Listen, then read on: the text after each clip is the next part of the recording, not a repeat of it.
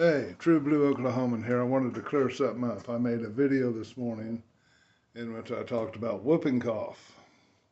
Well, that was actually the first 3 months of 2025. I didn't mean to indicate that there was a whooping cough problem right now in Oklahoma. Measles last year, we had 17 to 20 cases. Shouldn't have had any, and they were all in people that had not been vaccinated. So there you go, proof positive. Sorry about the whooping cough thing. There was an epidemic last January, February, and March 2025. Not this year. Okay. Have a good day. Bye.